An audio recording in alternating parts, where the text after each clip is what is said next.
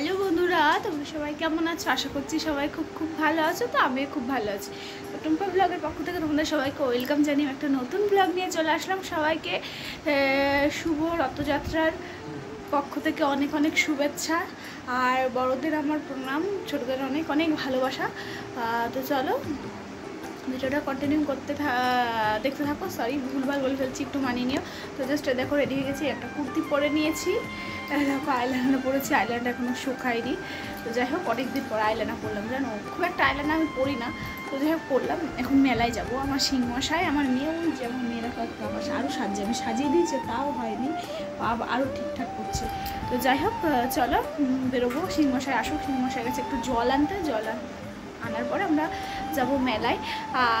মানে এটা পরের দিন, রথযাত্রার পরের দিনের ভিডিও, রথের দিন যেতে পারিনি একটু প্রবলেমের জন্য। চলো কন্টিনিউ বেরোবো, চলো বেরোনো যাক।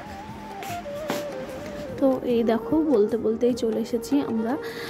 তো আমরা এসেছি কুপার্স কালীবাড়ি। তোমরা হয়তো অনেকেই চেনো রানাঘাট কুপার্স কালীবাড়ি মন্দির। এই যে আমার শিংমশার, ওই যে আমার রাজকন্যা। এই দেখো মেলার মধ্যে আমরা প্রবেশ করছি।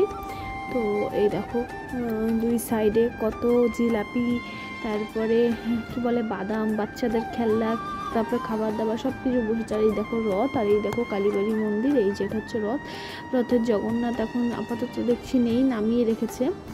আর এই যে কালীবাড়ি মন্দির, এই কালীবাড়ির মন্দিরের ভিডিও আমি অবশ্যই অন্য কোনো দিন তোমাদেরকে দেখাবো। একবার দেখিয়েছিলাম।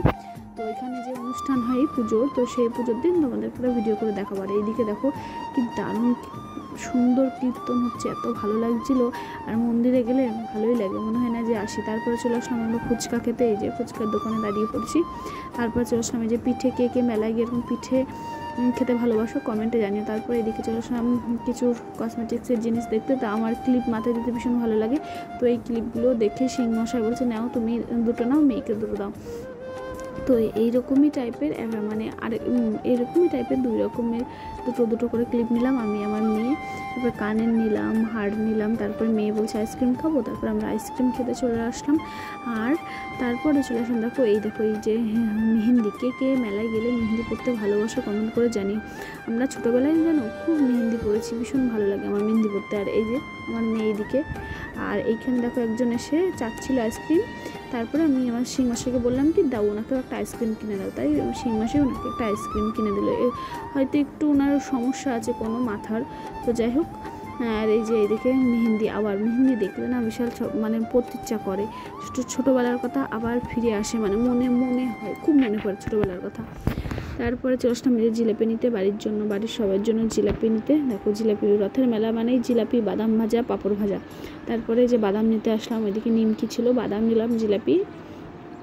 তারপরে এই দেখো আম, মেয়ে বলছে আম খাবো পাপা। তারপরে আম নেওয়া হলো মেয়ের জন্য, মেয়ে আম খাবে বলে বায়না করছে। 2 রকমের আম নেওয়া হলো ওখান থেকে।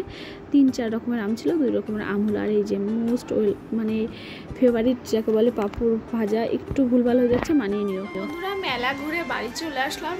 আমার এই ব্লগ ভিডিওটা কেমন লাগলো, মেলার ভিডিওটা অবশ্যই কমেন্ট করে কিন্তু জানিও। তো টাটা বন্ধুরা, সবাই ভালো থেকো, সুস্থ থেকো, দেখাচ্ছে একটা নেক্সট ভিডিওতে। তো সবাইকে রাধে রাধে, টাটা।